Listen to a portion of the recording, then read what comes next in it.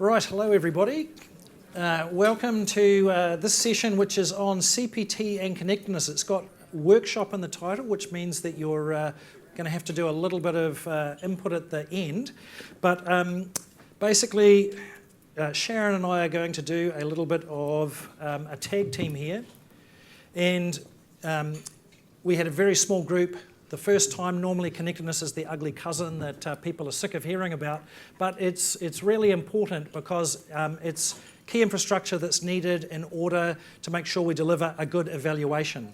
And although at a very basic level, it is a really simple thing that in order to get connectedness between two flocks, we need to share a ram and have progeny in each of those flocks. It actually gets quite a bit more complicated when we think of it at an industry level. And so on the slide you can see there I've got a network diagram to try and demonstrate this, that most flocks just share a few rams, and so they're the little yellow dots that are around the outside.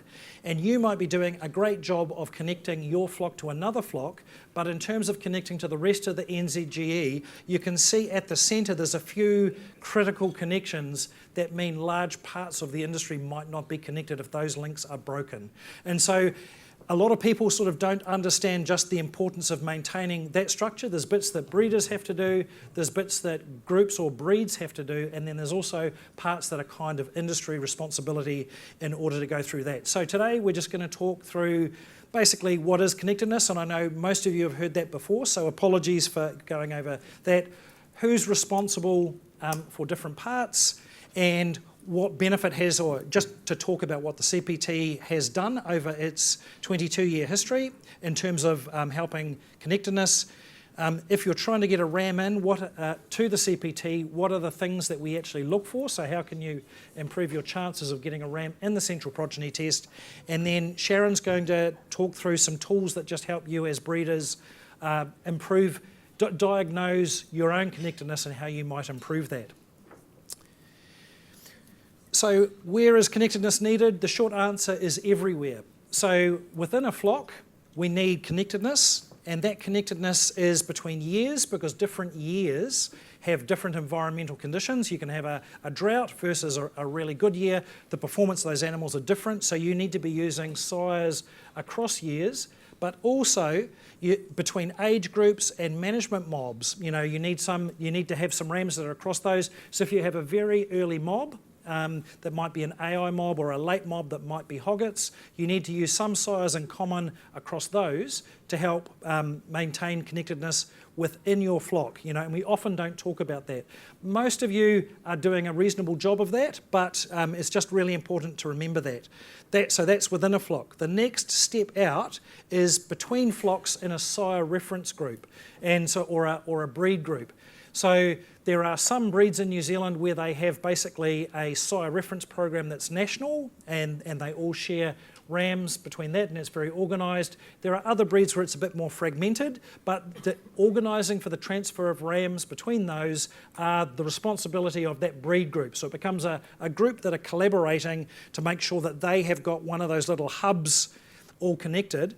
And then the one that is really quite difficult to do, and which requires a lot of planning and input, is the connecting between breeds and strains. So it's unusual for certain breeds to get crossed with other breeds, so that's where there are some breed groups that are doing a little bit of this, where there are breed crosses, but that's also basically where the levy-paying component of it, the central progeny test, BLG activity, goes into maintaining and building those connections. And so we're just going to talk about all of those things.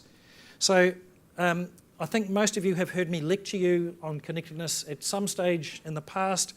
Apologies if I'm going over it, but it's really good just to get a description of this again. We've got a couple of cute little flocks here, each with 2 ewes, but the ewes are a different size. And we've got some progeny that are on the ground, more in the flock that's on your right, and they're a bit bigger. So which flock is better? You know, I always ask, and the answer is that we have absolutely no way of knowing. So how do we know? We need to have connections between those, and if you remember nothing else, you can go to sleep after this. The way that we make connections is that we use a ram and generate progeny in those two flocks, and we retain them, the progeny, long enough to measure the things that you are trying to actually get connected for. So if it's weaning weight, you just want to connect them for growth, you only need to retain those progeny until you've got a weaning weight. But if you're interested in being connected for reproduction, you've got to retain daughters until you have an NLB record for them. So so in this example here, if we look, we've just hypothetically said that there is a 3 kilogram difference in weaning weight between those two flocks when we analyse it. So what that's telling us, if we use one ram, his DNA, if we mate it and everything else, all other things being equal, the same genetic background for the ewes, the same season, the same exposure to disease, they should be exactly the same. But they're not, because no two farms are the same, no two seasons are the same. So those differences that we measure, they allow us to adjust those animals up and down to give a fair comparison. So the animals on the right have a 3 kilogram phenotypic advantage that we measure on the farm. So we've got to adjust one flock upward or one flock down 3 kilograms to give a fair comparison of the genetics. I've got another diagram, the ideal that we talk about, there's lots of ways that you can improve your connectedness, but the ideal that we talk about is that you use the same ram across 2 or more flocks in the same birth year, preferably, because that gives you the longest period that it counts, and that you retain the measured progeny, to measure the traits that you're trying to measure. So same ram in 2 or more flocks, hopefully in the same birth year, and measure the things that you are trying to get connected for. So just to try and demonstrate this a bit more, we've got 4 flocks, A, B, C and D, and they each have 5 animals. The best ranked animal genetically is the animal at the top of the column, and the worst is the one down the bottom, and they go in rank order. And just like before, if we've got no connections, we've got no idea how any of those flocks actually relate to each other. But imagine that, so we've got a breeder who wants to figure out which is the best animal across these flocks. If we use a ram and we generate, in this case, one animal in each of these, which we've dyed purple to make it easy to see, what you see is that in flock C, the link sire, the progeny of that link sire is actually the worst, and all the animals in that flock rank higher. But in flock D, the progeny of the link sire is actually, almost better than everything else in their flock, and the other two are a little bit intermediate. So what we actually do what the genetic evaluation is doing is it says, okay, let's balance those up so that we know that all other things being equal, all those environmental management things, all other things being equal, they should perform the same. They aren't aligned perfectly. I do apologise that it isn't a nice straight line across there, but that allows us to benchmark these 4 flocks so we can see that even though in flock C all of those ewes look a little bit smaller, they are actually better. So, if you want to find another ram, that's, look in the top part of that flock. In flock A, there are some that are substantially better, so if you're after a good ram, you might go to that and take some of the higher performing ones, but in flock D, most of the animals are below. And so that allows us to basically move them up and down so that what we're looking at is a better indication of the genetic differences between. And what we're trying to do, we've got a room full of breeders, how do we actually get through shared rams between every flock that is in this room? You can't all share rams, but I share a ram with John's flock, John shares a ram with Trisha's flock, and so on and so on. We can get these indirect links that go through the whole industry and allow us to be able to do those connections on a national level. Does that make sense? A few nods. Put your hand up if you've got a question. Very happy to deal with them as we go. Okay, so how long does connectedness last? Those connections actually help the evaluation for a long time, but we want connections to happen, to be recent as well, just to make sure that the evaluation doesn't go off track. So we want to encourage breeders to make sure that they are continuing to do connectedness. So where we've got an early trait like weaning weight, connectedness happens very quickly. The animal is born, and let's just say August or September. We measure the weaning weight in December, so we've got connectedness for growth basically within a few months of that animal being born. So we have a 3-year window that we count the number of progeny that are shared between flocks. And so for growth, we would be using these 3 years, which I can't read from there, but so in 2024, the 3 years that we count are animals that were born in 2021, 22, and 23. So we take their weaning weights and we count them as animals that we count connectedness for. And for most of our traits, they're measured fairly early in life, so that's the situation. But if you're trying to improve reproduction or adult size, it takes a while for those records to come through. So we push that window back 2 years for reproduction. So the ewes that we're measuring for NLB are the 2019, 2020 and 2021 ewes. So you have to get the ewes on the ground and have them for some time before they actually start contributing. So the ewe is born, it has to get to a 2-tooth because we count the first NLB as hogget NLB in the first year. Has to be a 2-tooth, it has to get pregnant, and the lamb has to be born. So it's a full 2 years before we actually get that record, 2 years after we get the weaning weight, before that data goes into SIL and we get it. So later traits, we still have a 3-year window, but it's delayed by 2 years. And so what that means is that technically you don't have to use a link sire between flocks every year. That connectedness persists for a while. We encourage you to do it, but really we would recommend that it's actually okay to go without one, to skip a year and not use it.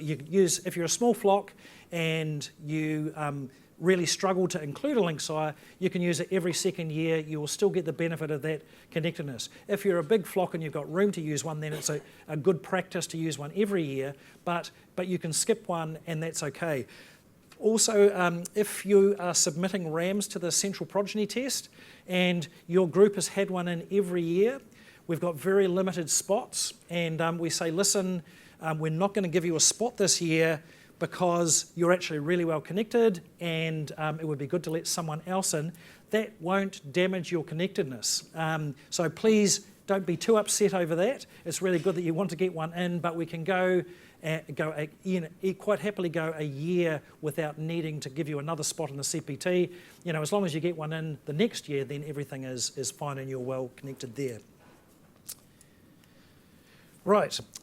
Industry-wide connectedness. So, for this one, I'm using FE as an example. There is no picture there because there'll be a sucking of air. I'm going to put up one of those spider diagrams that everybody hates, but Sharon and I love.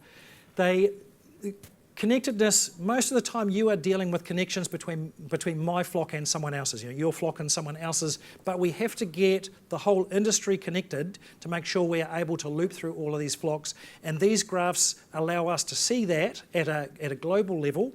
We've chosen FE because you can actually read those flock numbers that are down the side. When we put up growth, which you are going to get in a moment, there are 500 flocks and you can't see any numbers, but the important thing is that it was much easier to demonstrate earlier, but that's so far away I've got this horrible shake. Remember, it's a comparison between two flocks. So how far do I need to travel from the flock out, turn the corner and come back in? It's not how they go, It's not how far they go in this direction, it's how far they have to travel out and then back in that determines. So at the top, these are very connected. We don't have to travel very far.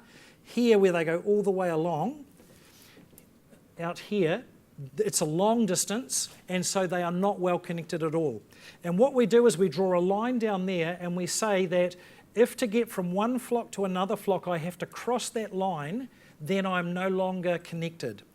So these flocks, to get from the top one to the next one down, I don't have to cross that line. Here, there are quite a few where I cross the line before coming down. And so it's measuring that between every pair of flocks in the analysis to determine where it is. So if we now kind of ignore the individual flocks and actually look at just a few features of this, inside that box, none of those flocks do we have to cross the line to get from one flock to another flock in that box. So all of those flocks are connected and are in the NZGE and can be reported. So they've done a very good job of selecting who they should be connected to. And so, if you are looking for someone, it's really good to pick a flock that are already connected to the NZGE, because that will bring you into it. There are some other really interesting things in this dendrogram. If we look at that top green one, we've got a collection of flocks there that we don't cross that red line to go from one to another, but to get to any other part, we have to cross that line. And so what that means is that that's like a breed group or a sire reference group. They're doing a fantastic job of connecting to each other, but they haven't got any connections out. So they don't actually get into the NZGE. So they've done the right thing, but they haven't picked an animal that's going to get them in a link ram that is going to get them into the NZGE. And down, we also see this kind of example where we've got just 2 flocks there that are doing a great job of swapping rams, but they are a long way away from, that they haven't picked the right animals. So, in practice, they're doing what they think they need to do to get connectedness and link them, but they haven't got something that's connected to the NZGE.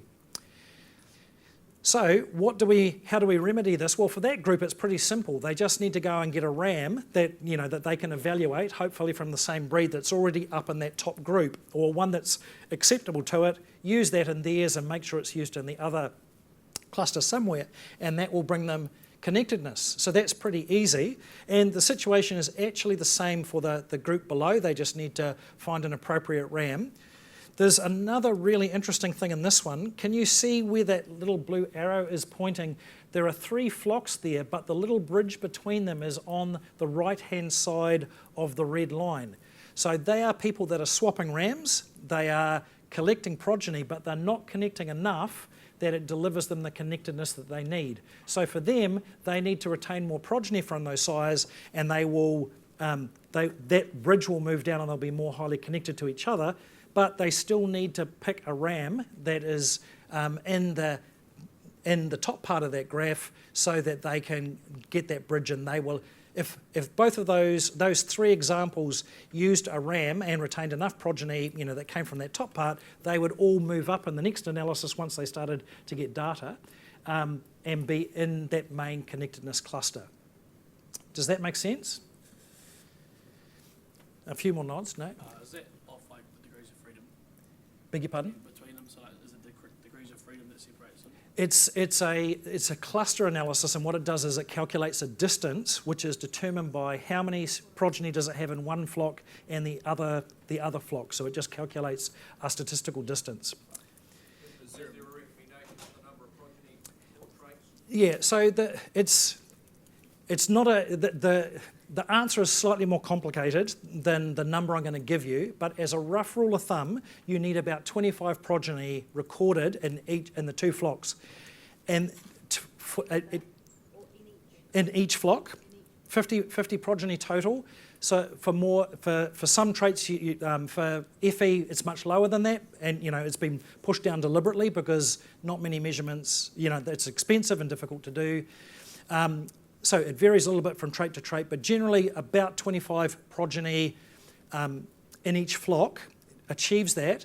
It's not done at the sire level, so it's not 25 progeny per sire. If I use 1 sire and generate 25 progeny, I achieve it. If I use 2 sires and have 12 progeny per sire, 13 progeny per sire, I achieve it.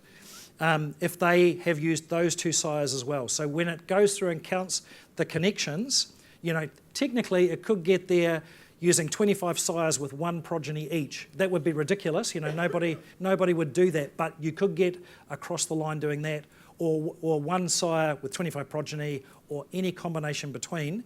When you have a trait that you measure repeatedly like NLB, each NLB record counts. So you can get to your 25 by having 13 ewes that have lambed twice.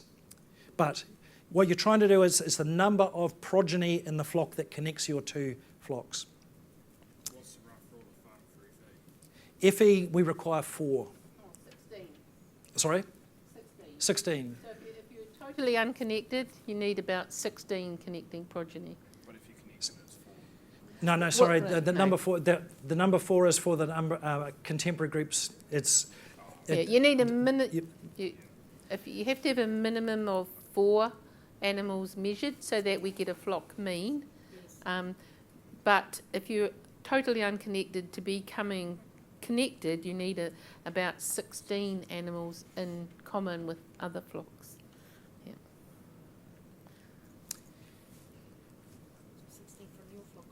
We're now going. So we're now going to. Here's the dendrogram of death. This is the growth Me16. dendrogram. There are so many. There are about 500 flocks. So many that we can no longer read the individual flock numbers. It doesn't matter. The principles are just the same. And what you can see is that the flocks up at the top part here are very closely connected, and we've got some down the bottom which are not connected at all. You know, you can see that there are breed groups that are the little white spaces that appear. They're groups that are collaborating together, and at the top they are connecting well to the central progeny test or somewhere else that they're getting good connections. And we use it in just the same way as we did before. So here's our red line. That's the point that if we traverse across that line, then we are no longer connected for the NZGE. So you can see that around about a third of the flocks, growth is the one that we have the most connectedness. About a third of the flocks aren't actually connected. That might be their choice. They don't want to be involved, or they might be trying but they're not getting across the line. But anyway, you can see that everything from that point where the red line has the little arrowhead, all the flocks that are above that are connected, and all the flocks that are below are not.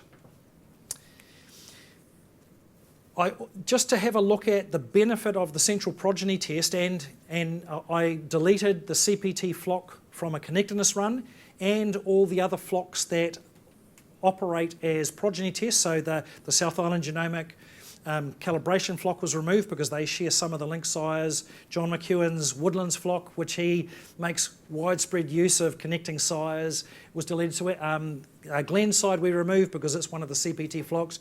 We went through and we removed that and we said, okay, how much of that interbreed connection is the central progeny test contributing?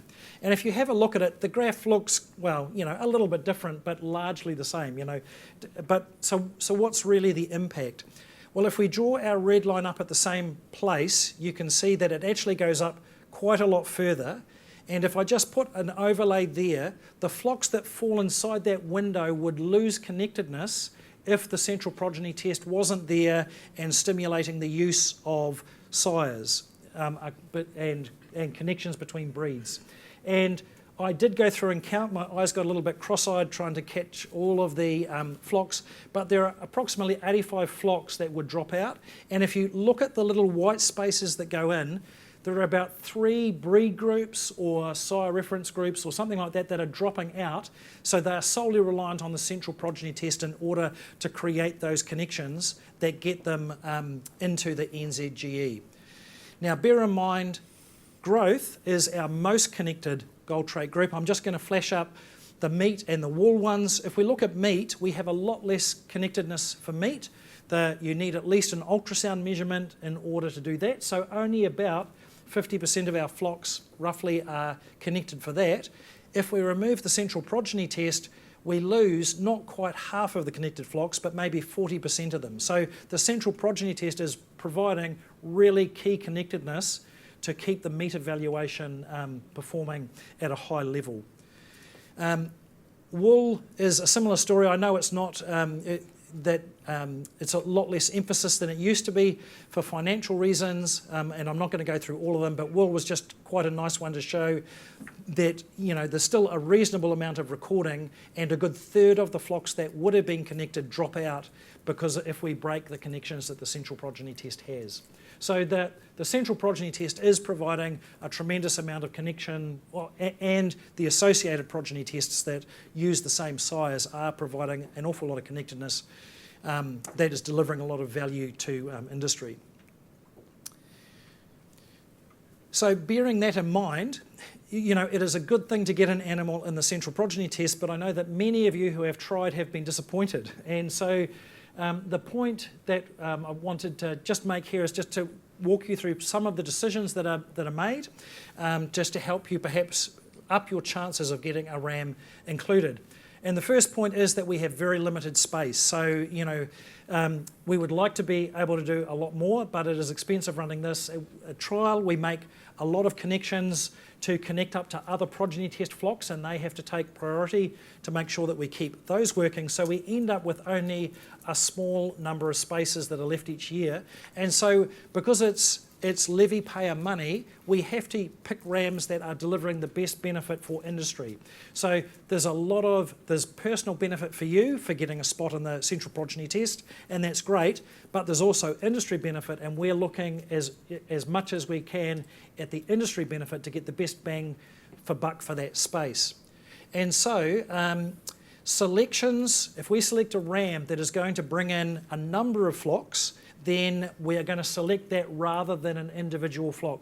So if your flock is completely unconnected, and in that dendrograph right down at the bottom, you haven't ever shared a ram, it's very unlikely that you will ever get a ram in the CPT because it will only ever bring in your flock. If a group decides to get together, they're a breed group or something, and they say, well, let's share a few rams, we will see that very quickly in those connectedness graphs and go, there's a group that's doing something. If we bring them in, that's 5 or 6 flocks, that's a big industry benefit. So we're looking for those where we can bring in more than one flock by selecting a ram from that group. The second one, we've already talked about the 3-year connectedness window. So we're also looking forward into the future and saying, well, we've got some big breed groups in here. If they don't get one in the central progeny test, what's going to happen? And if we're going to lose a large chunk of connectedness because we don't give them a spot, then we will give them a spot because that brings big industry benefit, keeping them plugged in. From time to time, we have looked at special interest animals, so new breeds that have come in. So a shedder, like a Wiltshire, has been evaluated recently. There were some South African meat merinos in the early days. New breeds that are of interest, they've been brought in for certain features, but how do they actually compare? If you brought an animal into shed, what's its reproduction like? And how does that compare to the industry? What's its survival like? All of those other traits. There's industry benefit in doing that to get some kind of handle on that. So there are some cases when we've had some that look like unusual inclusions, but there is industry benefit in terms of getting those and including them.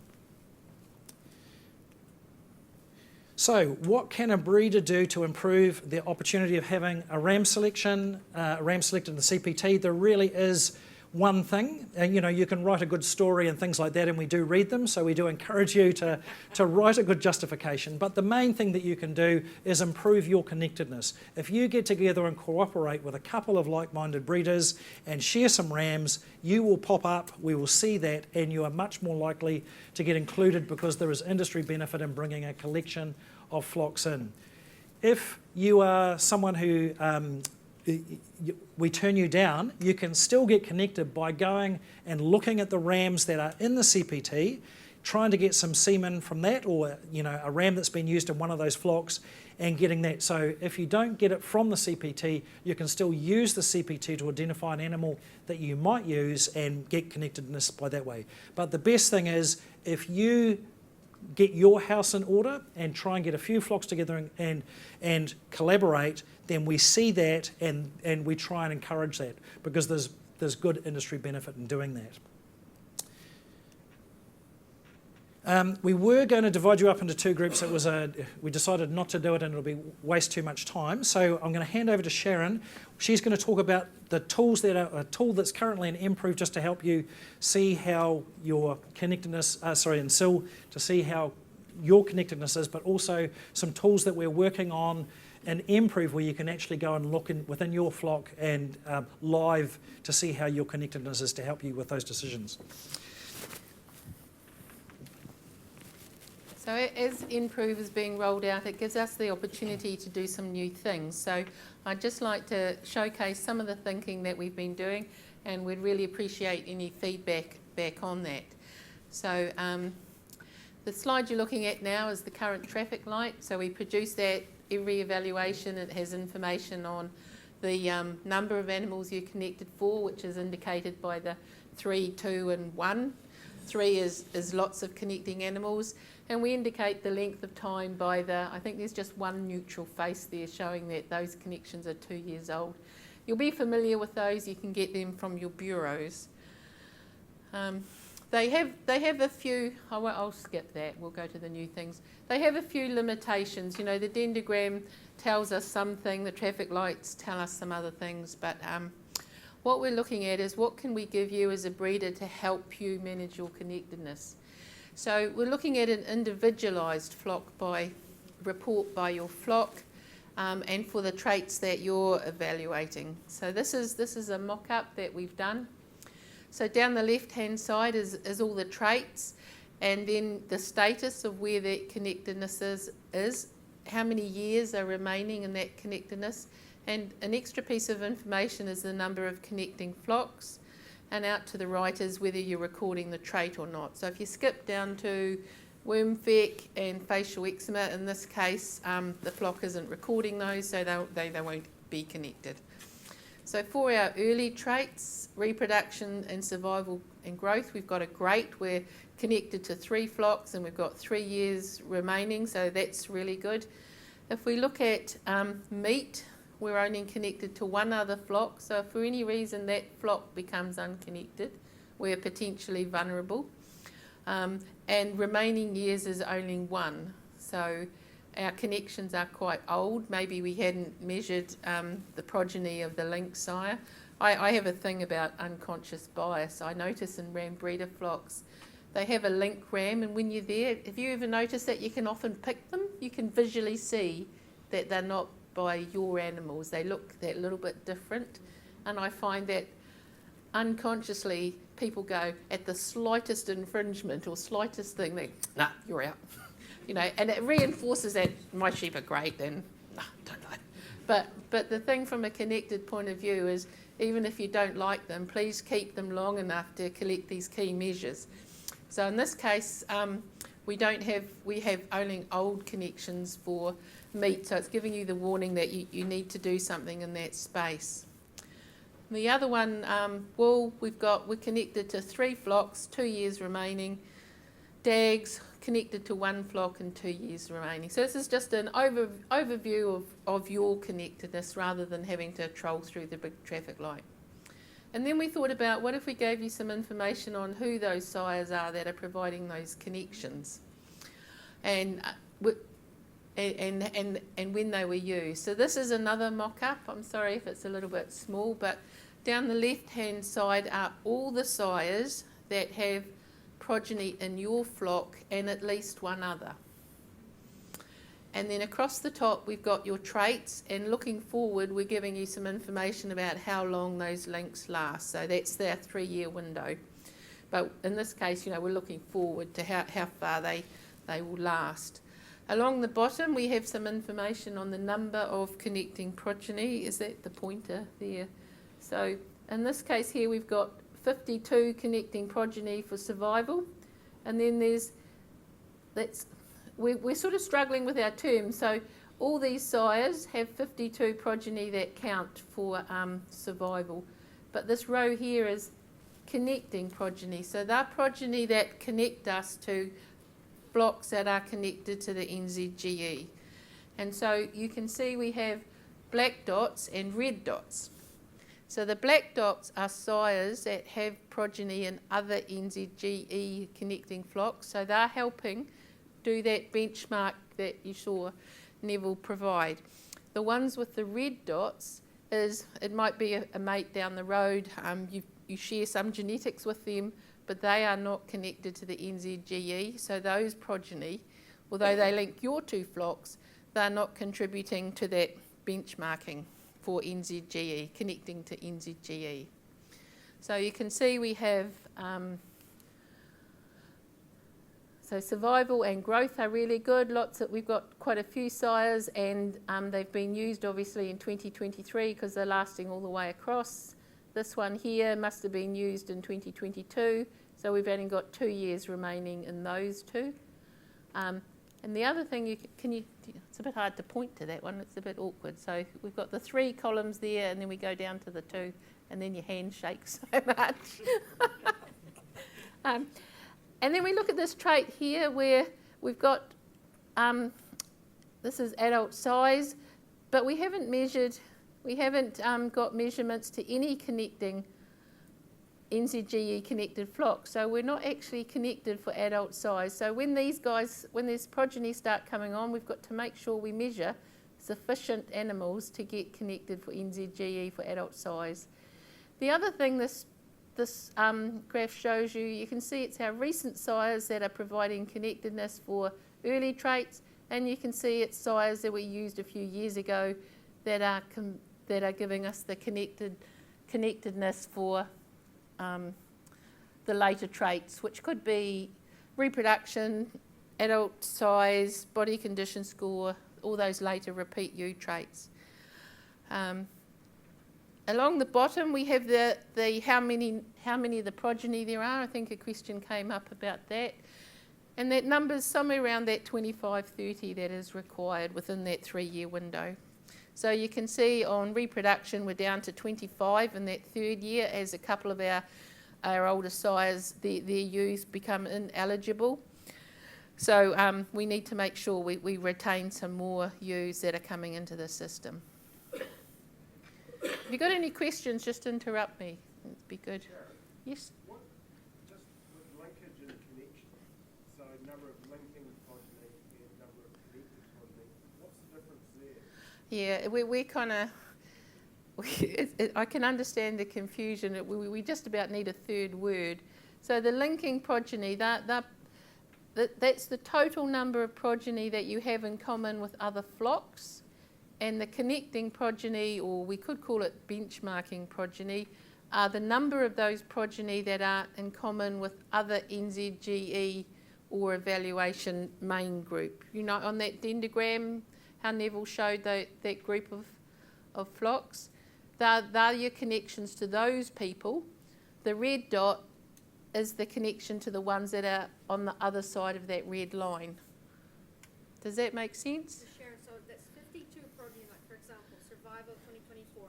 Yep. 52 progeny altogether, but 45 Are by keeping the this, linkage. yeah, so 45 are by the sires with the black dots. Yeah, so 45 out of the 52 Yes, are. yeah, so the by the black dot. So when you're selecting the rams that you're sharing, you know, hopefully you know whether the flock that you're getting from is connected or not, but you might not.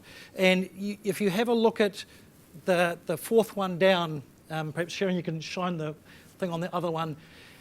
In this one here, it's connected for everything with the NZGE, but it gets to adult size and these go red. So I've got this ram and I think I'm getting connectedness for adult size, but actually they're not measuring adult size in the other flock. So I think I'm doing the right thing, but this is highlighting I'm not getting connectedness from this flock, so I'm not actually getting any connectedness for adult size. So, you know, have I made a good choice for the ram or not? You know, in this case, if I'm interested in adult size, no, because they're not connected for it.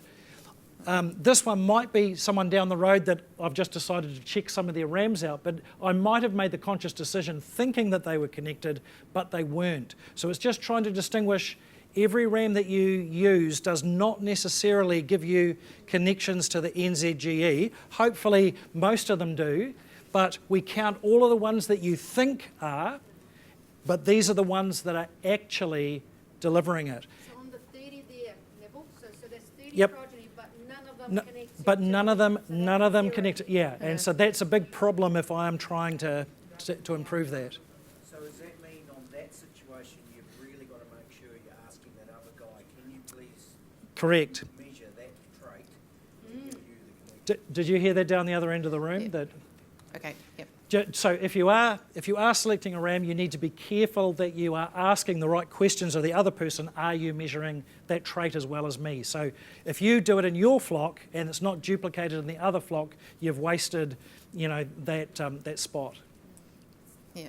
So we've got 2 minutes, so I'll just flick through to my last slide. So then we said, we've told you that you're connected to 3 flocks or 2 flocks or 1 flock. So this is just giving you some detail about who those flocks are.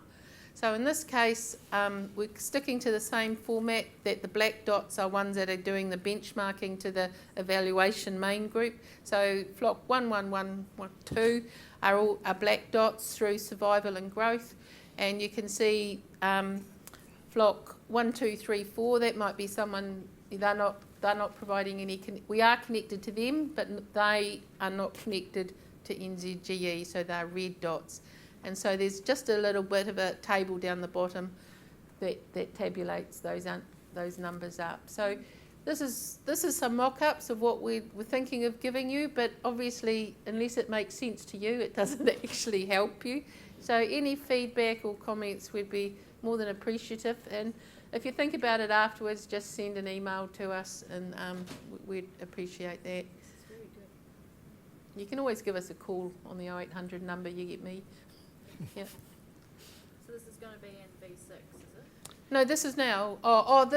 These new things. These things are under development. With the new improved report writer, it gives us the ability to do more things than we can currently do in SIL. So when that's rolled out, probably later this year, these things should become available. Yep. Danny? So for us to know which flocks belong into the black dots, do we have to go to that dendrogram then and look at the top? No, that's the whole wonderful thing. We do that for you. Yeah, okay, so you will. Yep. But then if I go, for example, In Improve itself, if you just use the public part, you can select a breed, a region, and it'll show you flocks that are connected for all of those things. So all of that's already there, just in a different part. John? Connected, and they've sold a ram, to other breeders, and they are assuming that the other breeders will measure the trait and provide connections. But if they don't, their flock or flock group could become disconnected. So that's sort of going around the other way, and that's the most common thing that I've seen, is people have sold semen and the buyers have not measured the traits that they were connected for. So there is a virtuous thing, it's a collaboration between two flocks to get the And there's accidental too, we've had one, a ram went lame, didn't produce many progeny, insufficient to measure, so a planned connection didn't occur through, best intentions, but doesn't occur. So it's not perfect, and that's where I think trying to do them more regularly, helps protect you against some of those things. So I think we have to wrap up. Thank you very much for your attention.